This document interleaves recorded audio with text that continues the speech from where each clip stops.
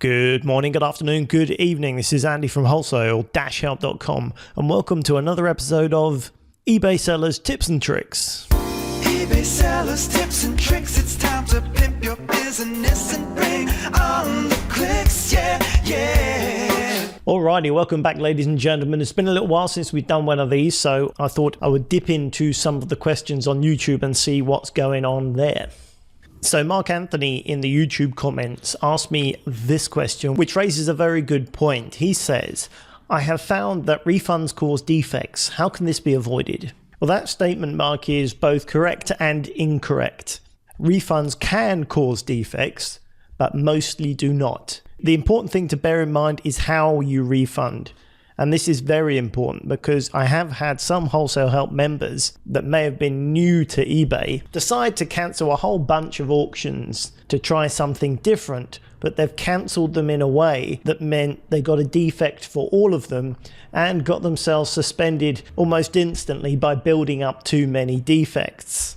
So this is very important to get right because you don't want to get on the wrong side of eBay for no justifiable reason. For any of you out there wondering what a defect is, essentially a defect is a black mark against your account from eBay. Get too many black marks on your account and they'll suspend you. Do it again and they'll ban you from eBay permanently. So these are the sorts of things we want to avoid. eBay uses these black marks to try and train us into good behavior and steer us away from behavior they do not want.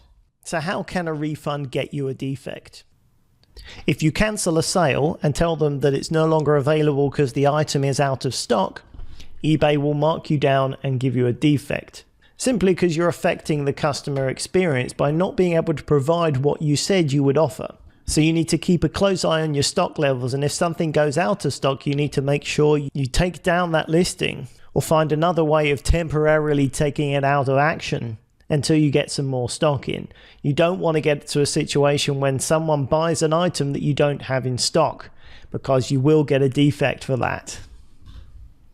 The second instance is if you have to refund your customer because your item is not as described, you will get a defect for this also.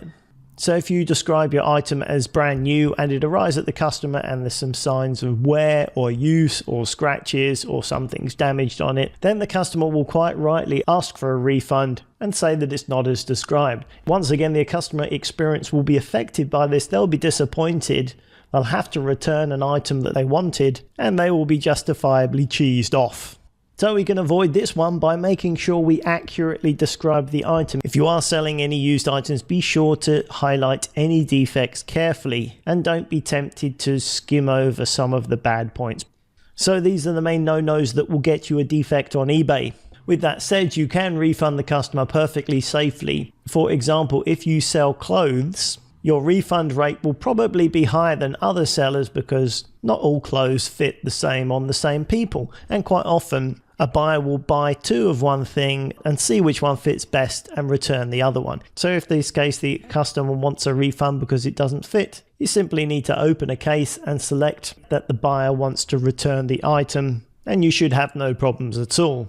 Another issue can arise if somebody buys an item and changes their mind immediately, if they then request a refund before the standard delivery time. In other words, if you're trying to be a good seller and refund them straight away, eBay may determine that your item was out of stock and give you a defect for this. So once again, it's important to be very clear when you cancel the transaction and select the option for buyer and seller mutually agree to end the transaction. And then you will have a variety of options to choose from, including buyer has changed their mind, which is absolutely fine and will avoid you getting a defect. But I have known people to be trying to be helpful by immediately refunding them, not specifying why they're refunding them and getting a defect because it seems to eBay that they didn't have the item in the first place. So Mark Anthony, it's just a case of being aware of this, specifying in your refund procedure exactly what the case is. Avoid selling items that are out of stock, avoid selling items that aren't described correctly,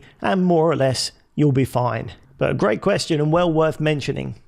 So for everyone else out there, bear this in mind. You can refund your buyers, and of course you should do that in a prompt and timely manner, but just be sure that you make clear to eBay why you're refunding them to make sure it doesn't go against you, so you can maintain a squeaky clean reputation from eBay. Alrighty, I think that pretty much wraps this one up for today. As always, hit me up below this video with any questions you have, or comments or suggestions. I love to hear from you. I answer every single one. As usual, thank you so much for watching. My name is still Andy Lawrence, and I will catch you on the very next video. Bye for now.